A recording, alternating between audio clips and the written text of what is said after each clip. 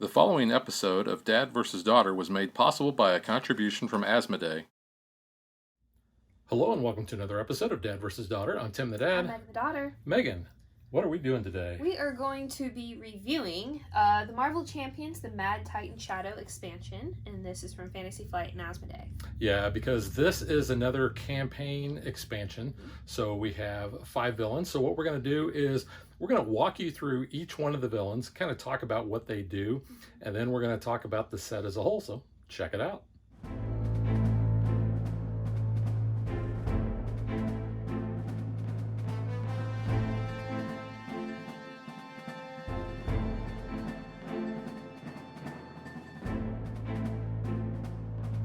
So this is very much not a spoiler-free review. Yeah, so if you want spoilers, you might want to go watch another video. So we're fair warning you now. We are also not spoiling the finale of this immediately. So if you're just kind of curious of what is a glimpse of what is on the back of the box, that is a non-spoiler once you open it, then you can keep watching and we'll give you a heads up when that final spoiler is going to be coming up. Oh, I just noticed that there is that QR code there. Yeah. Scan now to see the cards inside. So you can do that when you get your own copy or you find it at your local friendly game store. Or let's see if I don't think you guys can try that and see if that works for you. Yeah. I just thought, why not? This might work. But as you can see in this box, we get Spectrum, who I will be playing, and you will be playing as Adam Warlock. And we have 5 new scenarios. We only have 4 big bads currently listed here. We have Thanos and his goons, Squidward, Ebony Maw, Corvis, Glave, and Proxima Midnight. So we have that to look forward to in this expansion campaign scenario. So let's go ahead and get to our heroes. So as Megan said, I am playing as Adam Warlock. So you can see his alter ego side there. And he's got, the dark eyes. He's like the Bucky Barn. But he is a mystic. And it basically tells you during your deck building, you must include an equal number of cards from all 4 of the aspects. You can't include more than 1 copy of any non-Adam Warlock card. You can do the action that says discard a card from your hand and remove a status card from Adam Warlock, so that's good. But his hero side, you can see he's just got minimal stats. He's going to get more of his stuff from the things he's going to do with his cards. So his main thing here is Battle Mage. So basically what you can do is you can discard one of the aspect types and you can do certain things. Aggression will deal 2 damage to an enemy. Justice will remove 2 threat from a scheme. Protection will heal 1 damage from an ally. And Leadership gives a hero 1 thwart, 1 attack, and 1 defense this round. So let's go ahead and look at the rest of his cards here. And I will admit, I don't really know hardly anything about Adam Warlock at all. Yeah, I just know he teams up with the Guardians at some point, and that's pretty much about it. Yeah. My knowledge. So you can see we have Pip the Troll. We have Soul World. We have the Karmic Staff. Karmic. Yeah. Staff there, which is going to give you a permanent resource. You've got Warlock's Cape, which I don't think I've ever actually been able to have this in play. Yeah, I was going to say. You've got your Cosmic Ward, a couple copies of those. You have your Mystic Senses. Is that like a Spidey tingle? Yeah, Peter Tingle. Yeah. We got a couple of copies of those. Karmic Blast, this is what I was talking about. This is kind of his main form of attack because you're going to deal 4 damage to an enemy. And then you're going to discard the top 4 cards of your deck and you're going to get 1 additional damage for each of the different aspect cards that you flip over. You can see we've got 3 copies of that. And then we have Cosmic Awareness, which is going to allow us to remove 3 thwart from a scheme. And then we can discard more cards from the top of our deck to remove an additional threat. So we have a couple copies of that. We have Quantum Magic. So you get to choose a card in your discard pile and put it back in your hand. A couple copies of that. So I do want to call out Soul World because as you are discarding all these cards from your deck in order to kind of enhance your attacks or your thwarting, you're going to run through your deck a lot. So this is going to allow you, every time you're going through your deck, you're going to be able to place a counter here. And then when you're in your alter ego form, you're going to be able to exhaust Soul World and then heal back up to your max, which I think is actually a pretty good thing. So here is Adam Warlock's obligation. You can see you have to exhaust your alter ego to remove this, and discard the top 5 cards of your deck. Place 1 threat on the main scheme for each different aspect discarded this way, and then you get to discard this obligation. Kind of a interesting artwork that they have on that. Then we have our nemesis for Adam Warlock. We have the Magus. 2 attack, 2 scheme. He's going to enter with quick strike, and he's tough. He's got a force response. It says after he activates against you, discard the top 5 cards of your deck. So again, you're going to be discarding a lot of cards. His side scheme here is Universal Church of Truth. After a player resets their deck, exhaust that player's identity and stun it. There's a lot of stunning and toughness here. We got the Zealot of Truth, which kind of looks like a bad teenage mutant ninja turtle. Oh, I can't even say that. But you can see they got 4 health there, a couple of those. And then we have the Cosmic Inquisition. Nobody ever expected this card. No, not at all. No, because nobody expects the Cosmic Inquisition. It's got Insight 2, and it says when revealed, if the Universal Church of Truth side scheme is in play, discard the top 10 cards of your deck. Otherwise, search the encounter deck, discard pile, and set aside area for Universal Church of Truth. Reveal it, and then shuffle your encounter deck. So that is a pretty nasty nemesis there. So one of the things that Adam is going to have in this scenario is it will tell you he's going to get these. These are Cosmic Entity cards, and there's 1 for each of the aspects. These are actually going to go into the encounter deck, and these are good things. You can see they've got the normal blue back on there, so you're going to know when these are coming up. But these are all good things. So when you reveal these as encounter cards, you're going to be able to hopefully get advantages from having these come into play. So you got your Living Tribunal, we got the In-Betweener, we got the Gardener, who looks kind of like Swamp Thing, and then we have Eternity. So you can see what each one of these does. Remove 2 threat from the main scheme, deal 2 damage to the villain, heal 2 damage from your identity, and draw 1 card. And after you do each one of these, then these are discarded from the game. And then finally, we have our basic cards here. We have Martinex, we have Audacity, which this is a good one because after you spend this card, you get to deal 1 damage to a villain. Marvel Boy, yeah, he's kind of wimpy. 0 thwart and 2 attack. We got Magic Attack. This is another one of those good ones. This is play only if your identity has the Mystic trait, which Adam Warlock does.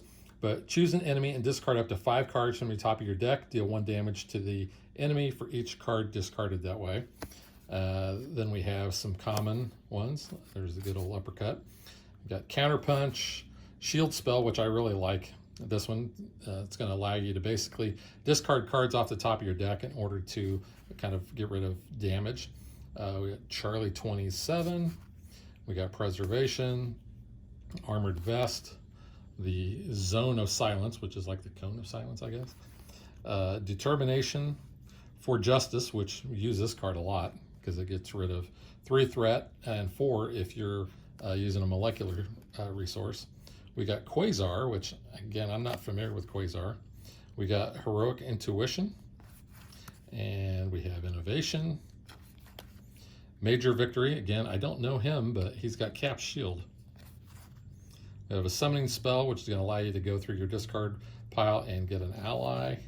Then we've got Inspired, so it's going to bump you up a little bit. And then we have Make the Call. So that is all of the cards that come with Adam Warlock's pre-constructed deck. Now, Megan is going to walk you through Spectrum. Yep. So I will be playing a Spectrum. She's an Avenger, but she's also Monica Rambeau, which I thought was cool because I don't know much about her other than what we've seen in WandaVision. Yeah. So this was kind of cool to kind of learn a little bit more about her character. So her setup, I'm actually going to talk about that first here because that's kind of really important for her character.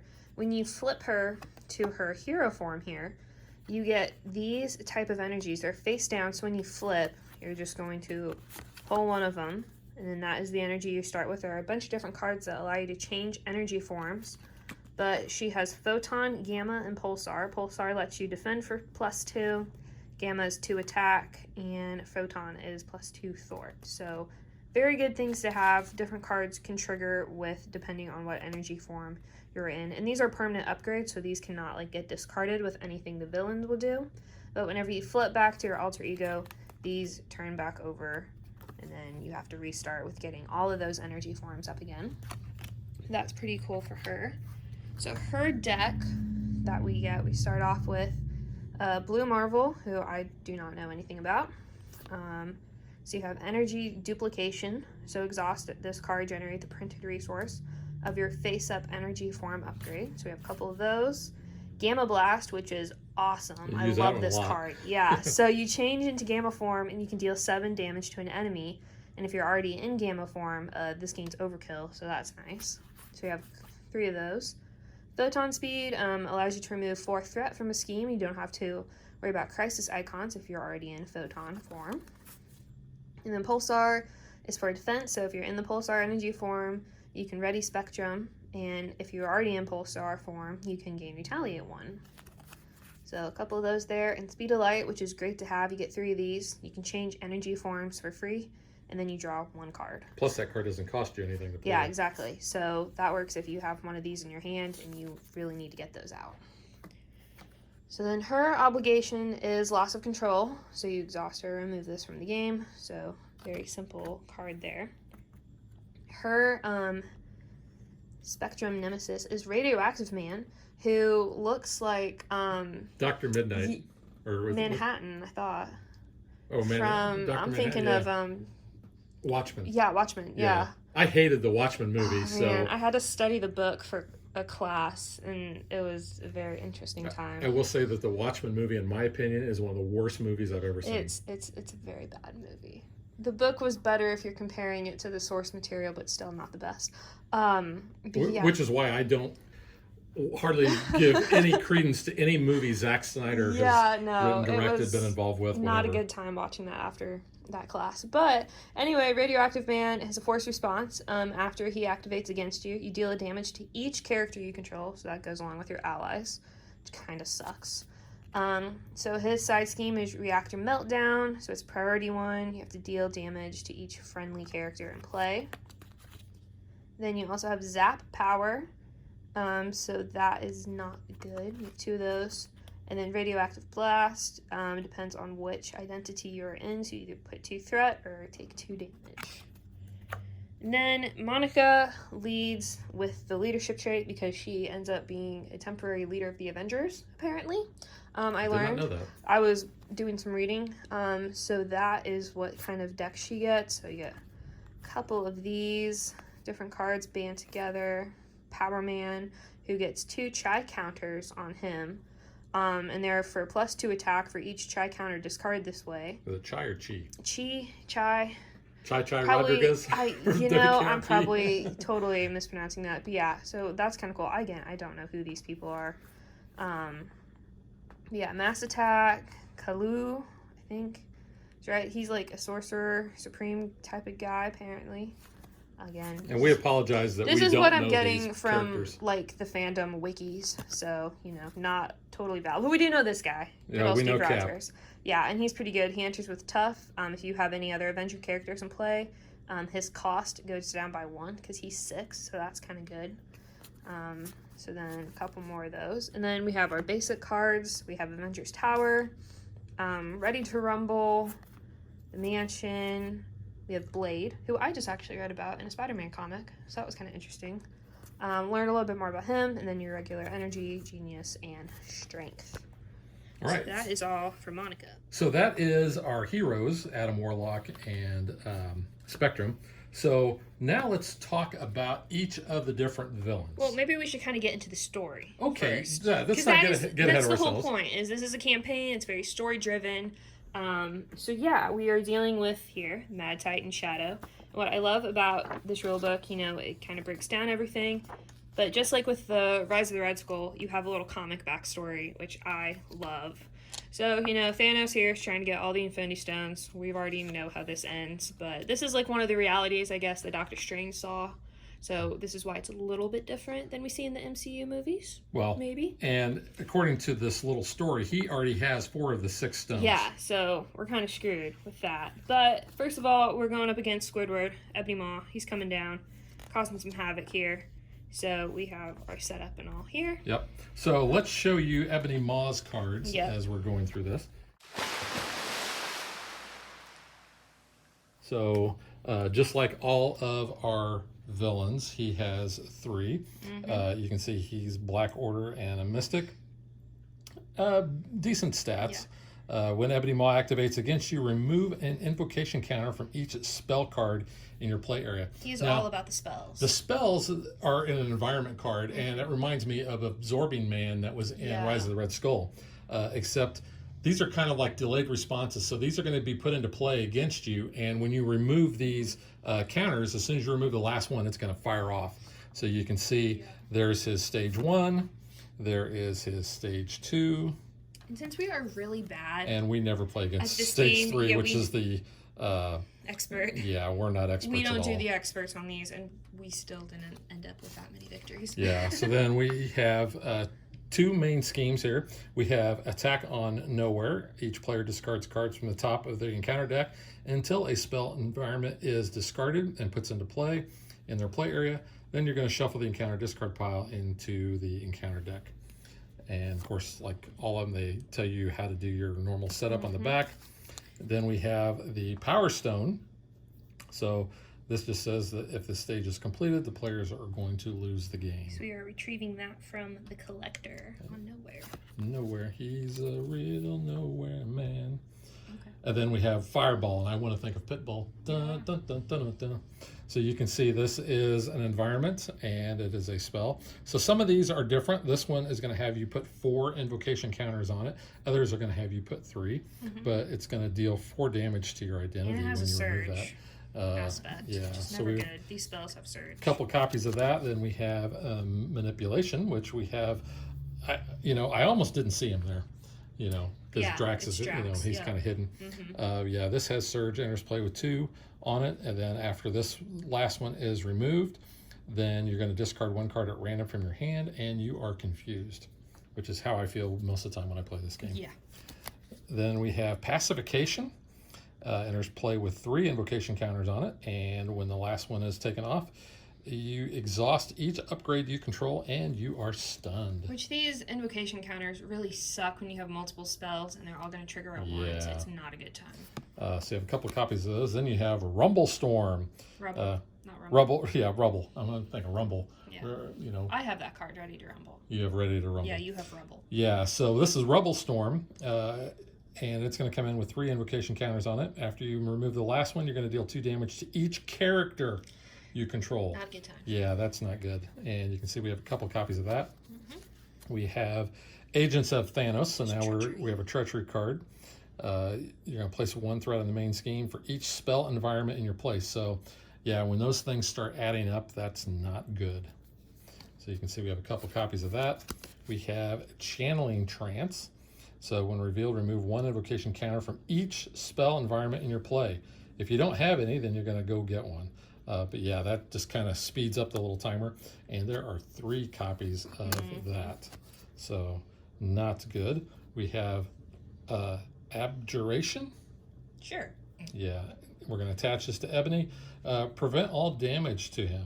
So you got to get rid of this when it's going to prevent 2 or more damage from a single attack. And then you're going to discard that. So yeah, that's not really great.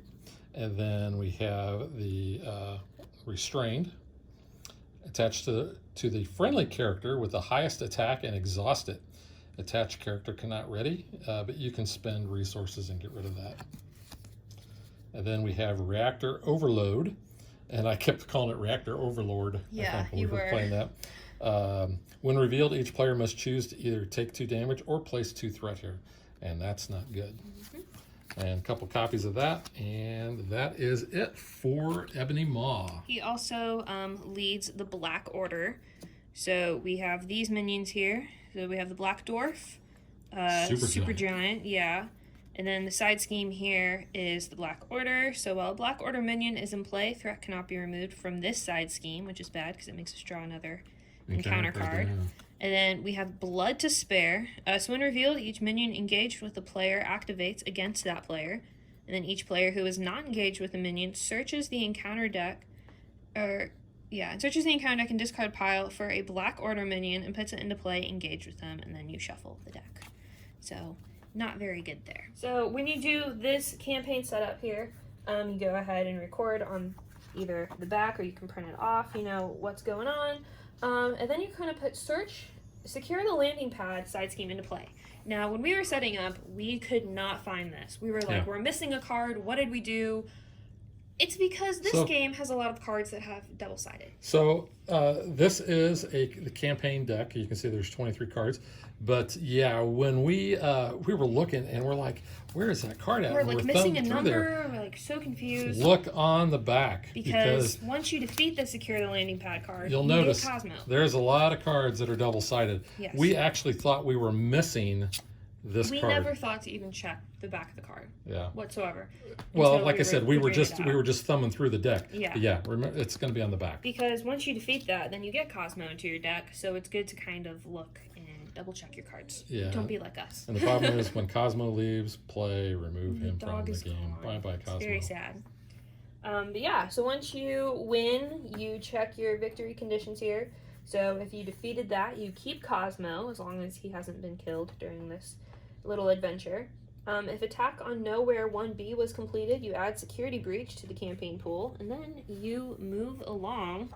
Have a little bit more story here. Here we get Gamora and Star-Lord coming in to help save the day. Loki's aiding Thanos here, which is never good, and now the goal is to destroy Avengers Tower here on Midgard. Yeah, I feel like when I'm playing this scenario, we should be playing with Gamora and Star-Lord, and then swap characters in and out. So yes, we did this whole campaign playing with what came in the box. We do have Star-Lord and Gamora, so next time we try this, we may play with them. Yeah. Or if you have more than 2 players and you want to play with them, that might help for thematic wise. Yeah, I agree. But yeah, so we have this. We're going after the tower, and we have tower defense, which is a doozy of a scheme.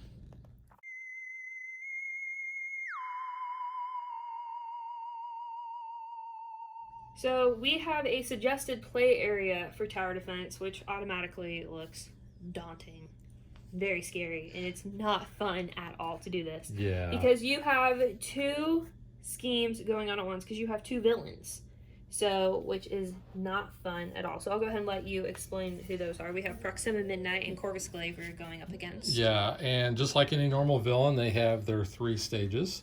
So you can see when Proxima Midnight attacks you, choose to either deal 1 damage to Avengers Tower, or Proxima Midnight gets +2 attack for this attack.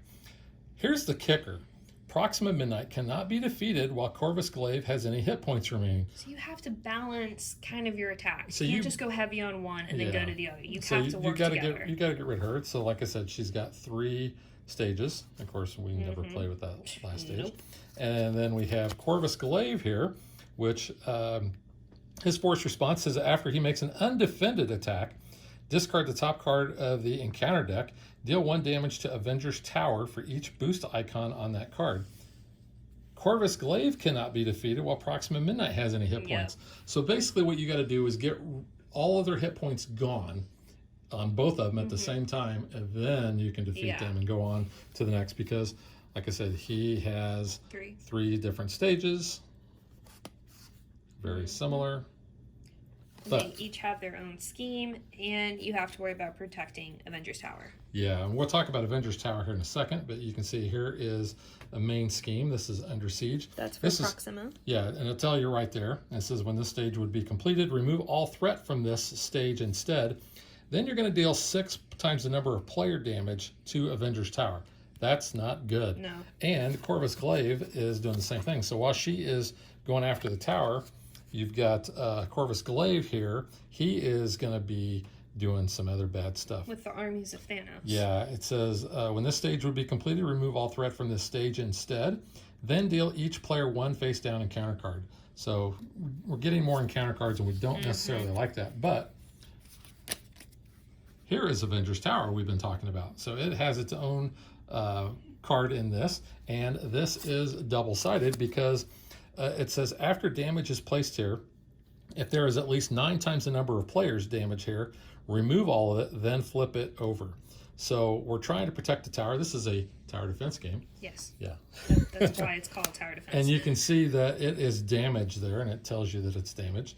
And it says after damage is placed here, if there is at least 9 times the number of players damage here, the players lose the game.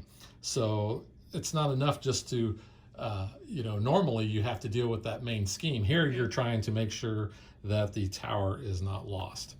So show you the other cards that we have. We have Focus Defense. This is going to bounce back and forth between Proxima Midnight and Corvis Glave's main scheme, and it's going to show you basically who is the active villain. Especially when some of those counter cards come up, so like the active villain does this against you, that way you know which one is going to be doing the damage. I like the fact that we've got Cap and Iron Man fighting together there.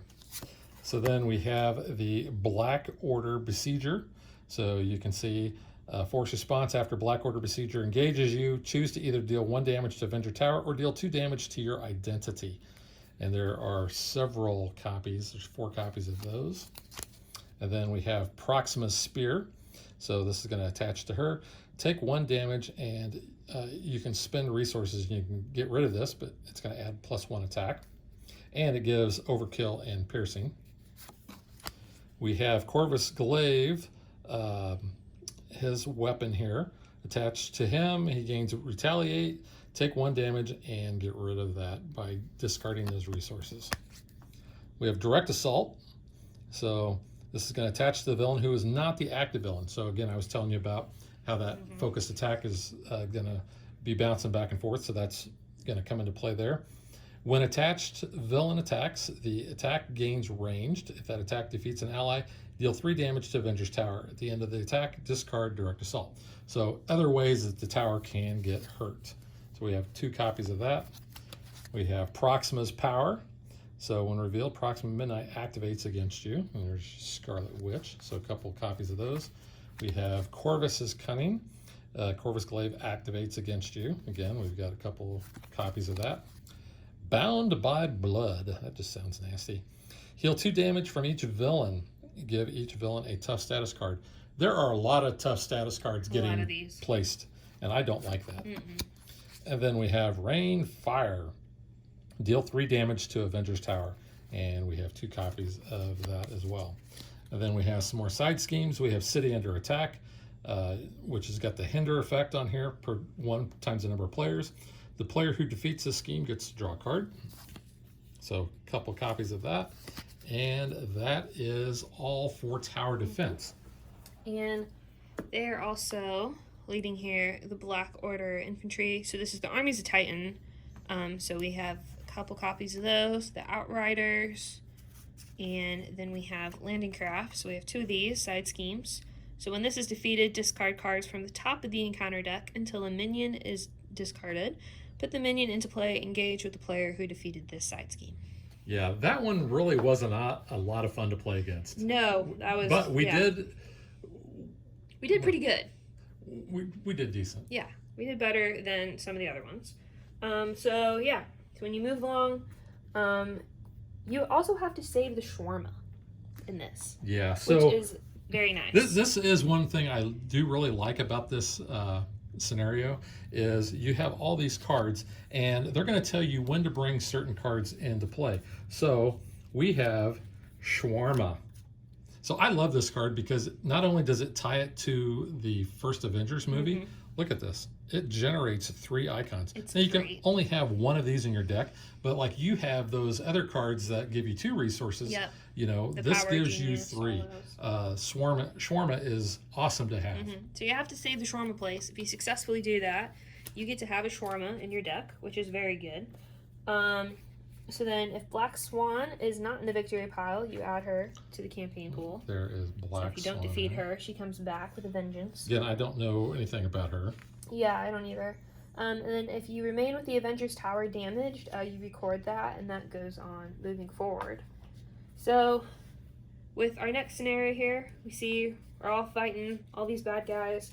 We're kind of successful. And then it's like, oh crap, now we gotta go after Thanos.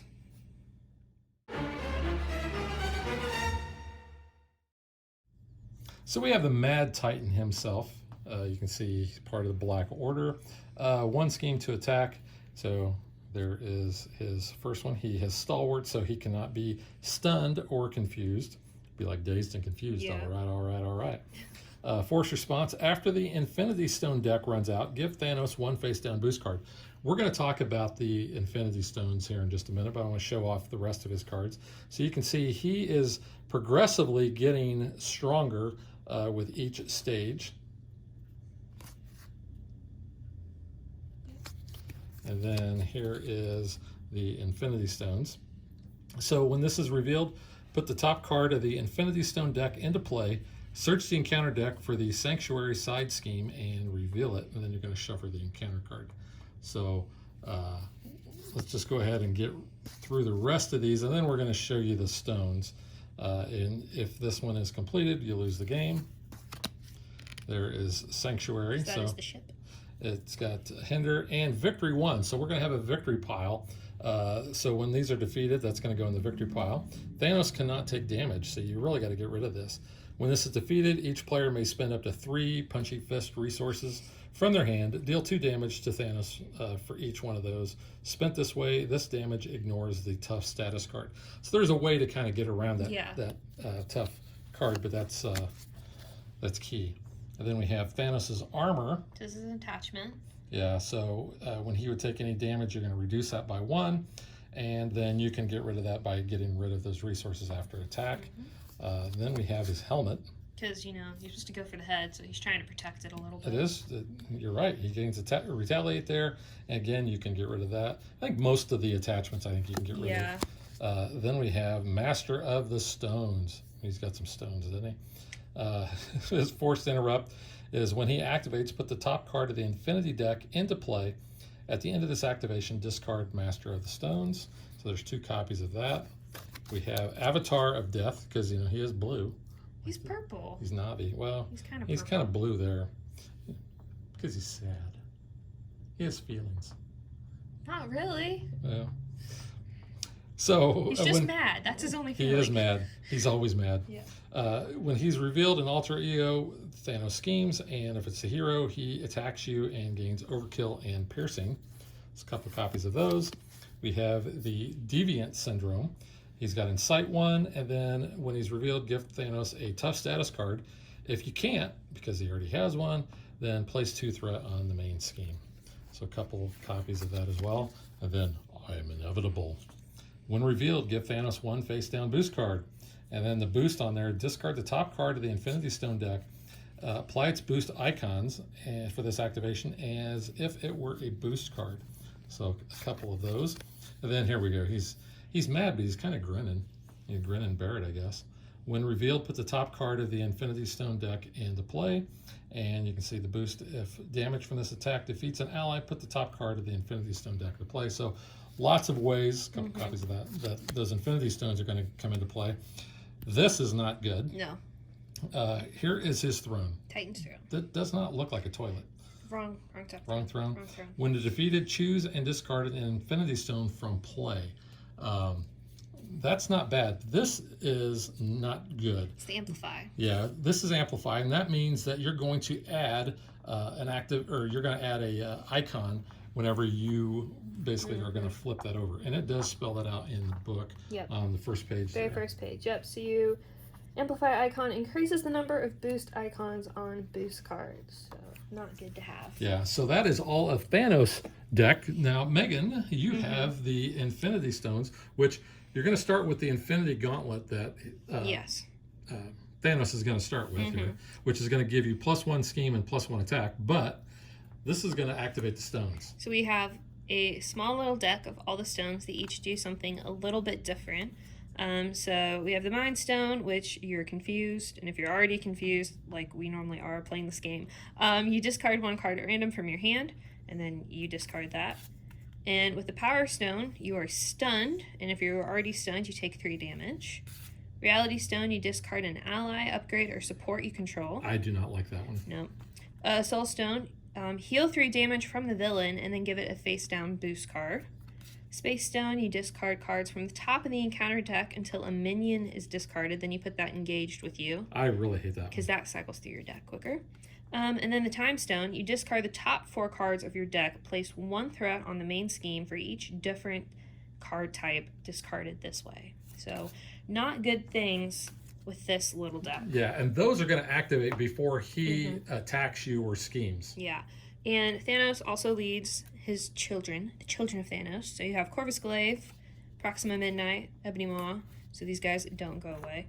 And then you have 2 tribute side schemes. So when defeated, you deal the player who defeats this scheme a face down and counter card. And it's a priority, so you have to get rid of this one first. Yeah, let me see those other cards again. I want to show you just a little bit more. I think we went a little fast. But you can see Corvis is going to come in with Retaliate and Toughness. Like I said, tough cards, they're all over the place. Proxima gains Piercing, and Ebony Maw he's villainous. When the minion activates, give it a boost card. I don't like that. Of course, I don't like Ebony Maw. No one likes Squidward. So once you defeat Thanos, you double check your victory scenarios before moving on. So if Defense Protocol is not in play, you add System Shock to your campaign pool. Which, again, those are cards that we have here. So there's Defense Protocols, and there is System Shock, which I do like the fact that it's got Iron Man on there. Yeah. You cannot choose to discard this card from your hand, so it's basically going to clog your... Not good stuff. Clog it up. But the next bad thing is if Infinity Stone 1B was completed, you record that in your campaign log. You see what he's doing there? He's getting ready to do something. He's going to do this. Which is horrible, and you don't really find out why until you move on to the next scenario in the campaign. So the Avengers are like, hey, we won, we did good, what do we do? And Adam Warlock's like, hey, dude, you should give me, the gauntlet, the stones. I'm going to be in charge of those. Take them back. No one's got to worry about them. And then you realize Adam Warlock is not who he appears to be at this time. But what happens when Thanos does a snap? Well, when Thanos does a snap, bad things happen because he halves the population. But we didn't know that until you get to the next part. Until you get to campaign setup. Because then Heimdall crashes the victory party and he says, hey, Thor, your dad's captured by your evil sister, so we kind of got to take care of that.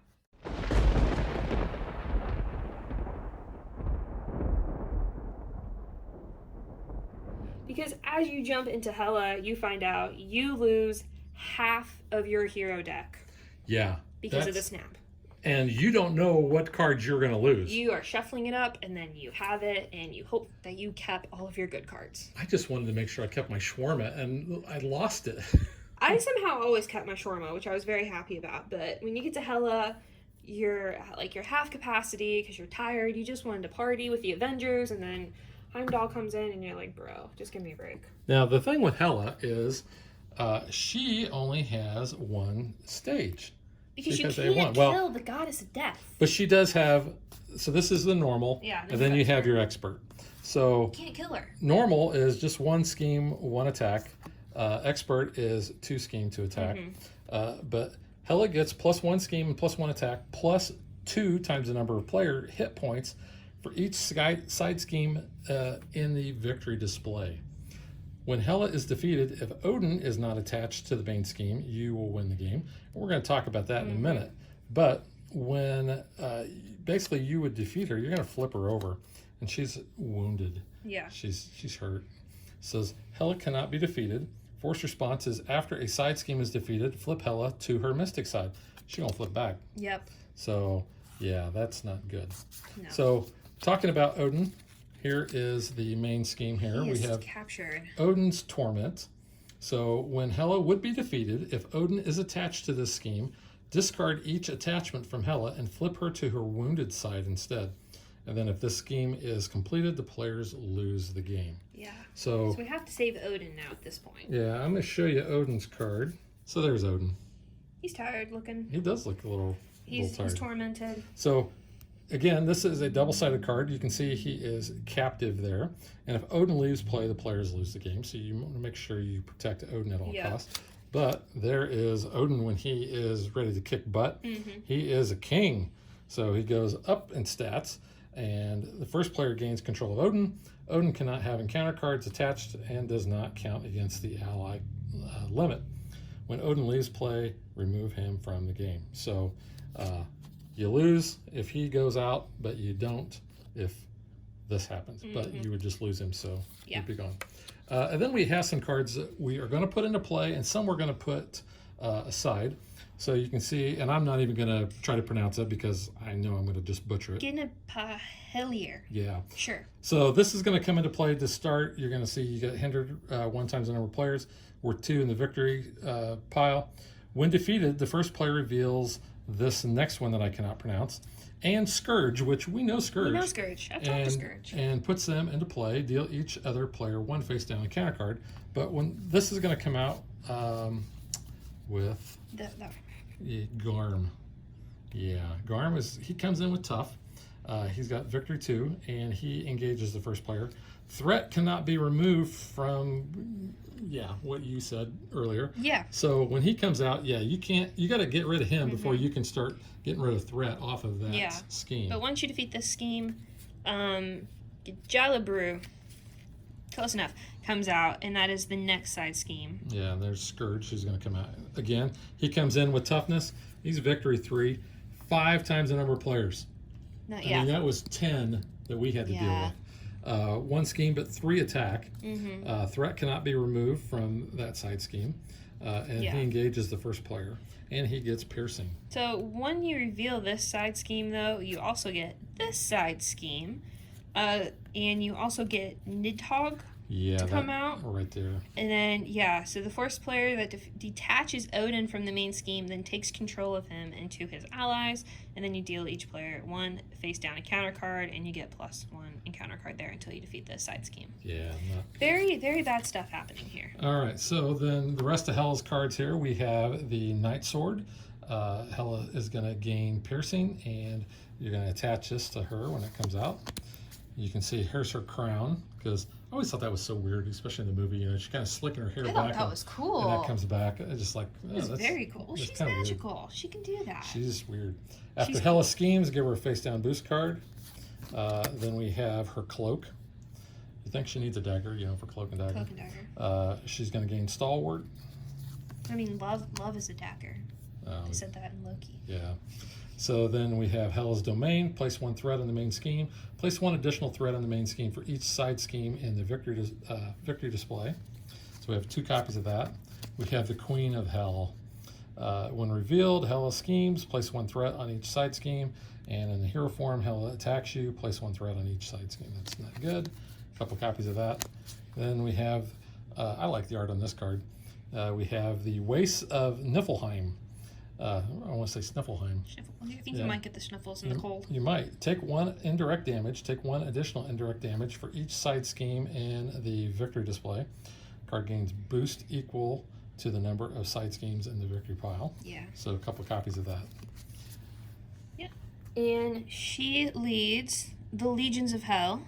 So we have Draugr, who enters with Guard. So we have 2 of those. We have here the Fallen Warrior, which is a condition. You treat attached ally as an undead minion with a blank text box. He's like a zombie. Yeah, attached minion scheme is equal to its printed thwart and does not take consequential damage. There we go. Yeah.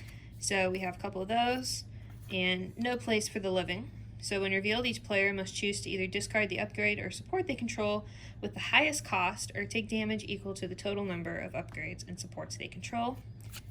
And then we have 2 Legions of Hell side schemes. So when revealed, you place 2 additional threat here for each undead minion in play. And if there are no undead minions, this card gains Surge, and you have to take care of it first. Yep.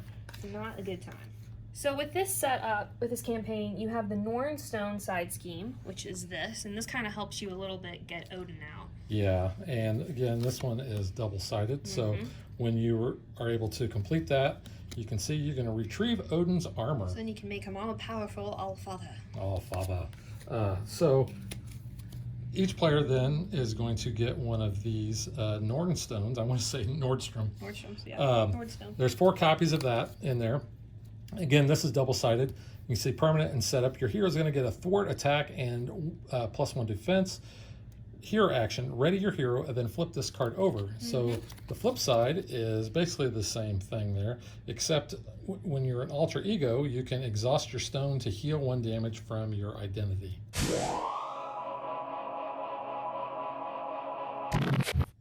So before we continue on with the scenario, we are giving you a final spoiler warning. If you do not want to know who the 5th big bad is, stop watching now, skip ahead to our final thoughts. But if you do want to see what happens, keep watching. So this goes in, you defeat Hela, you saved Odin. This was all a giant distraction because remember, Adam Warlock. It's a dance-off, bro. Yeah, Adam Warlock was actually low-key. So as we move on, we find out, oh hey, now he has all the stones. He's on the throne. We gotta stop Loki. Loki's got stones on the throne. Yeah, it's not a bad time. But so now we're on to the God of Mischief, who we have here. And I think this is like one of the coolest parts of this game. This is actually, out of this set, he was my Yes. favorite villain to go up against. He because was. He has variants, which He is does very have variants. appropriately timed with Loki just coming out. Because you start with 1 copy of Loki, and then you have all the others in a deck of their own. And So- once you defeat this, or a card says swap Lokis, you get a variant. Yeah, basically what you're going to do is, to start this off, you're going to shuffle this up so you don't know which Loki you're going to start with. They're all 1s. Yes. So you can see they all have different types of stats depending on which kind they have. So you can see he has Stalwart and Victory 1. And then we've got that guy. They all have Stalwart. Oh, well, no, they don't. Some have Victory. Yeah, so there's 1. And so like this one, when you defeat him, you're going to discard the cards from the top of the encounter deck until a side scheme is discarded, reveal that side scheme. This one is discard cards from the top of the encounter deck until a side scheme is discarded, reveal that side scheme. So same thing, same type of thing there. This one though, Loki cannot take damage while a side scheme is in play. Yeah. That's bad. When you defeat him, discard cards from top of the encounter deck until a side scheme is discarded, reveal that side scheme.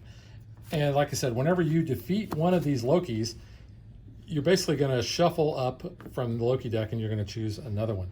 Now, you'll notice these are all stage 1. How do you win against Loki?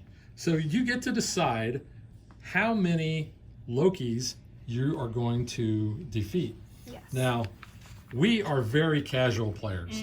We are, if you want to talk to the top echelon players, go to the Marvel Champions Facebook page. Those guys are awesome. They deck build and they do put all us the. to shame. Oh yeah, but they're a great group because they answer questions and they offer advice and all that.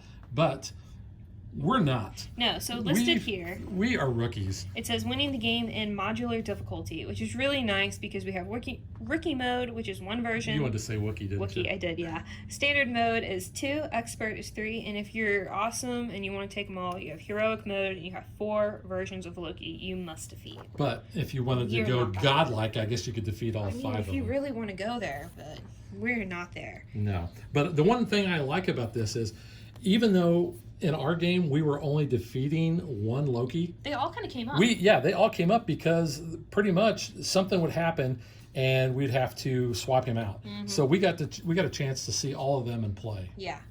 So Loki's main scheme here is all hail King Loki, as he sits on the throne and just looks awesome there. So when Loki is defeated, advance to a random set aside Loki villain, and all of the Loki start with 20 times the player hit points. So ours was at 40, Yeah. which is difficult enough. We somehow got him down to 15 one game, and I was like, yeah, that's pretty good. So we have that. His side scheme here is Casket of Ancient Winters, and War in Asgard, Madness, Asgard. War, Like War and Peace. War and Peace, yeah. So we have Madness on Midgard, and Open the Bifrost. Heimdall, open Yeah. the Bifrost. So we have those. Then we have attachments. So we have Loki's staff, which again you can remove these with the card resources. So it's going to add 1 attack, So Loki's crown, Schemin. add 1 scheme. His cape is forced response. After he is swapped with a set aside Loki villain, give him a tough status. Again, with All these tough sc- statuses. I hate that. Master of Illusion. So when he would take damage from an attack, discard the top card of an encounter deck. If that was a treachery, prevent all damage from this attack and discard the card. And then Devious Sorcery. So it depends on what identity you're in. You can alter ego, you're adding 2 threat, and stun, and hero, if you're already stunned, you take 2 more damage. A couple of those. Infinite Mischief. So when revealed, shuffle the Infinity Stone deck discard pile into the Infinity Stone deck. Reveal the top card because he has the Gauntlet, so he's going to have that deck into play as well. Then we have the Trickster here, which looks a little bit like Kid Loki. So when revealed, you swap Lokis with a random set-aside Loki villain, and that one activates against you. So we have 3 of those to help get those other Lokis into play. So as you're going through the setup here, you're going to put the Open the Dungeon side scheme into play. This is in the campaign deck. So once you defeat this, you are going to have flip it over. Do you notice who these guys are? Yeah, it's Warriors 3. Yeah. So when we flip that card over, we get bad things. We get the dragon. The Jormungand. Yeah. Yep.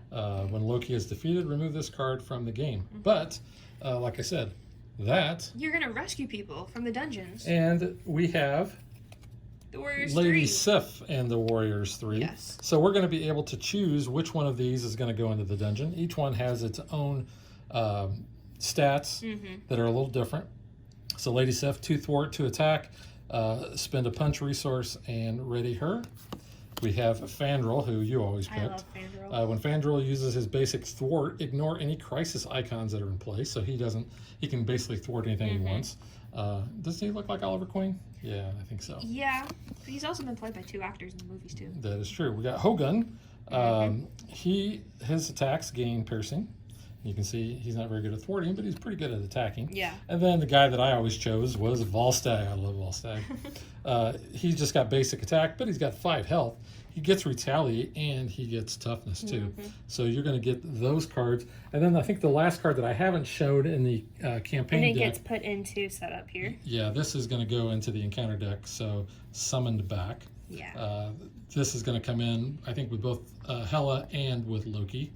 So you can see that you're going to search your encounter deck, discard pile, and set aside area for your nemesis minion and put it into play. Engage with you. Shuffle the encounter deck.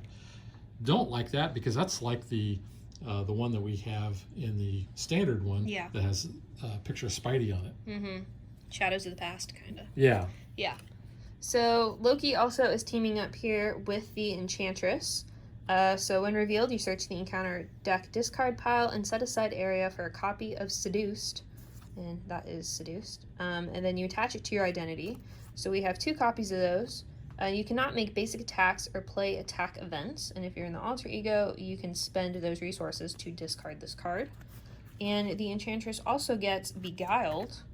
So this is not good either. Yeah, I didn't like that one. So this condition, you treat attached ally as an enthralled minion with a blank text box.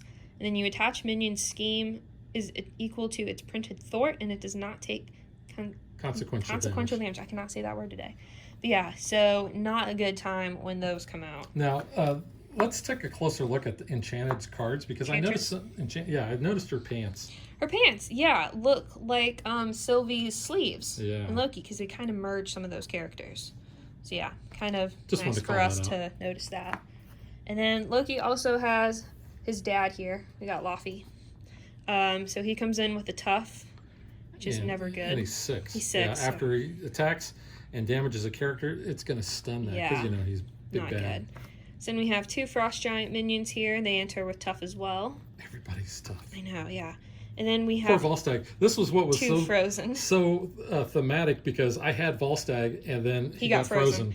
Yeah, so you attach to your identity, they cannot be ready, and then you can spend those resources to basically unfreeze them. And when you spend those resources, you just let it go. Yeah, you have to, And then we have a side scheme here, Unnatural Storm. So heroes and allies cannot be readied by player card effects, and then when revealed, you exhaust each ally in play. Man, that's a lot of cards to get through. There's a lot in this game to get through. All right, and so it kicks our butt. This is very hard, but we're getting ahead of ourselves. So now that you've seen all of the cards, let's get to what we think.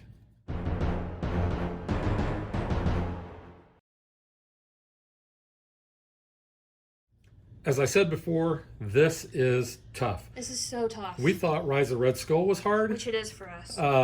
Because, like I said, we're casual players, and we only played with the pre-constructed decks that came with this. We did Yes. not do any modifications other than what the game gave us throughout the campaign.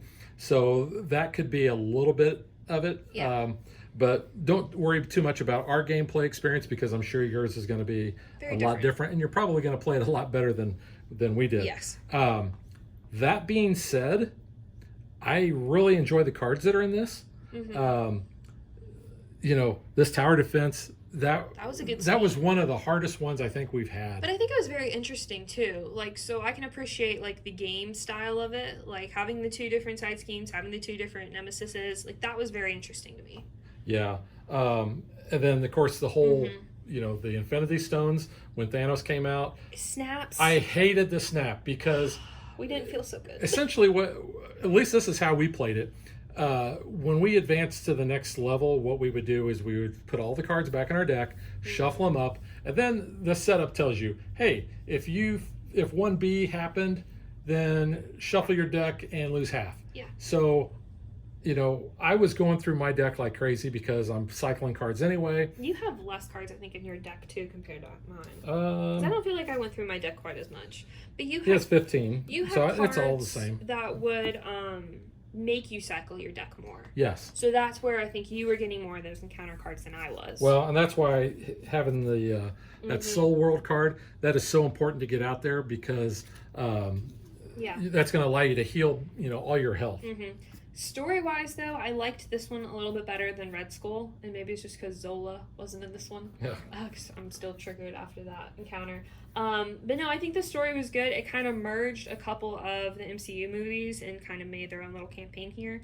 We were saying, though, we were both surprised at how the events kind of turned very quickly from being, you know, dealing with Thanos and all his goons to kind of going back to, like, Ragnarok with Hela and dealing with all of the Asgardian type things. Yeah. So that was kind of a plot twist we weren't anticipating, and then especially the final scenario. I'm not going to say anything in case you did skip. You know, that was very fun for us. Yeah, like I said, that was my enjoyed that favorite.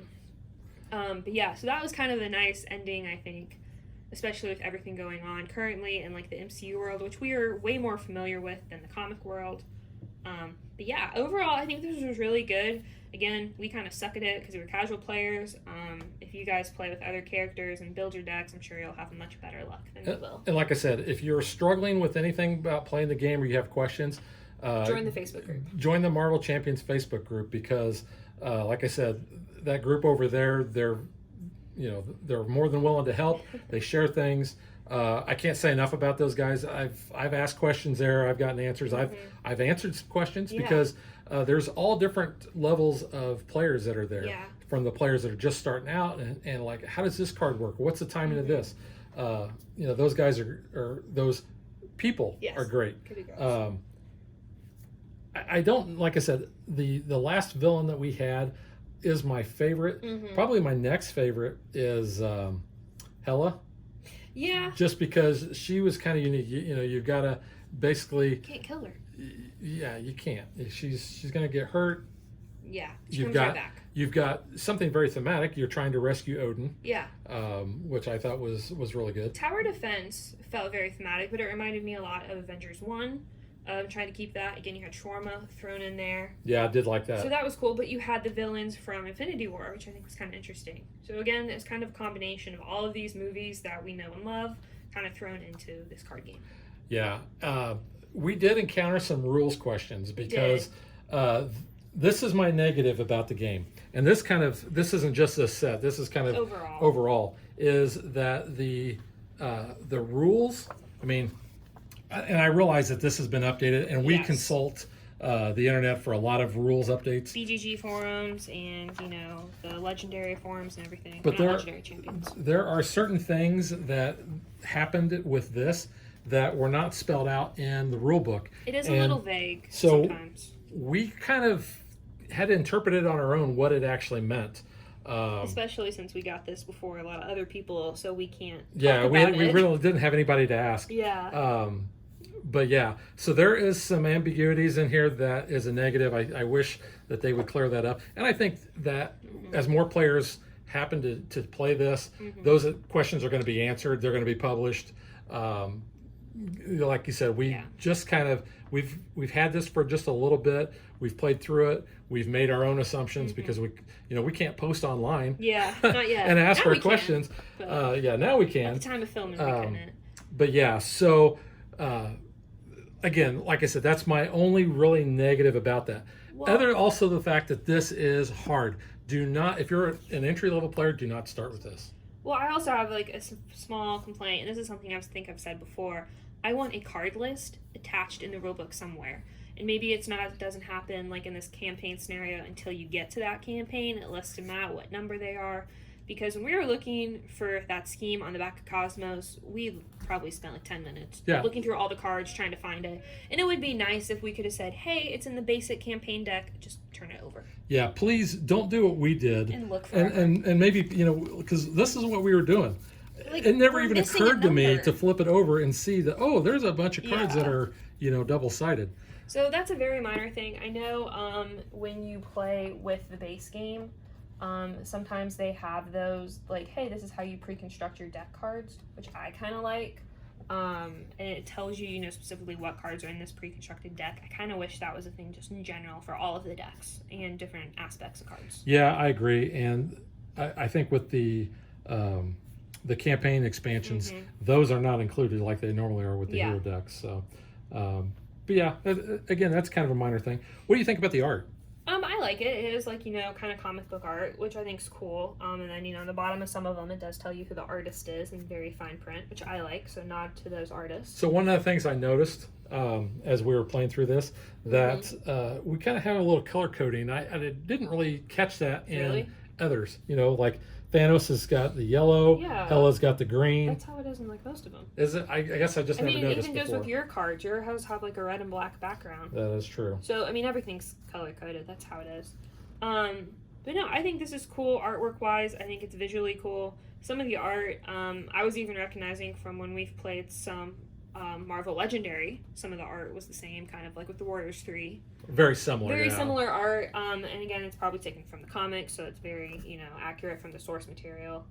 But I liked this expansion, I think, a lot because we're very familiar with the villains. We're not familiar with the heroes that come with this. So it kind of makes us, learn more about them, look them up online, and kind of figure out how they tie into the overall Marvel universe, because we're not super familiar and they're not entirely mentioned in the MCU until now. Yeah. Because Adam Warlock was only hinted at in a post-credit scene for Guardians Volume 2. And his name wasn't even mentioned. Just Adam. Was it? Mm-hmm. But, Aisha was talking to him. So, like we said earlier, I would like to play this, I think, with Star-Lord and Gamora. Mm-hmm. Well, I was even saying, too, because you're a Guardian aspect, so that would help if you played with them. I'm an Avenger aspect, so at least if you have more than 2 players, maybe one of your other players has those aspects, and you can kind of have triggers and combos with those. Yeah. So that helps. Again, we're playing straight out of the box. We're not changing our deck, so that could be some of our downfall.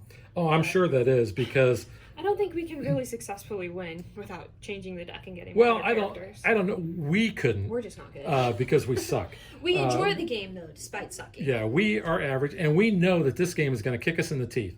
Like I said, don't start with this one. This is really more for once you get some experience under your belt, because when we played Rise of Red Skull, we faced off against Zola 22 times, and then we beat him the 23rd time. At that point, we were ready to put it away. I was like, I'm so done with this, but so, I want to get through the story. Yeah, the story really is what makes the campaigns click. Well, and again, I've said before with the Red Skull, it feels like a D&D campaign. You're picking your characters, you have your stats, you can upgrade, decrease, all of that. And so that's kind of cool. Yeah, and like the other campaigns, I like the fact that you've got this whole campaign deck. You're adding things. You're taking away some things. If Cosmos survives, then he goes on to the next round. If not, like the security breach, that it said stays with you. It was always in the deck. Same with Black Swan. Love the shawarma. Shawarma's good. Yeah. One of my favorites.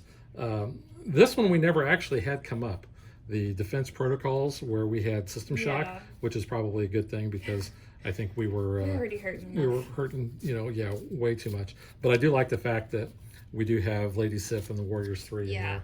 I like that. Like you said, it's tied into Guardians.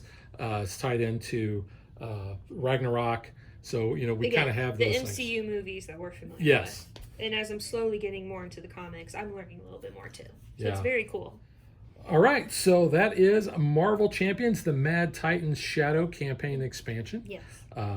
Very hard, but we did enjoy it, even though we just constantly got kicked in the teeth. Yeah. But yeah, it's good. Pick Very it up, good. especially if you really love this game. I hear people all the time say, "Oh, this game's too easy." Yeah, play this and then come back and see. So, Yeah. like I said, we will catch you guys next time. Bye. Thanks for watching our video. We hope you enjoyed it. And if you did, click that like and subscribe button. You can also follow us on social media like Facebook. And Twitter at DadBeDaughter. And if you like what we do and you want to support us, you can visit our Patreon page. So thanks for watching. Thanks.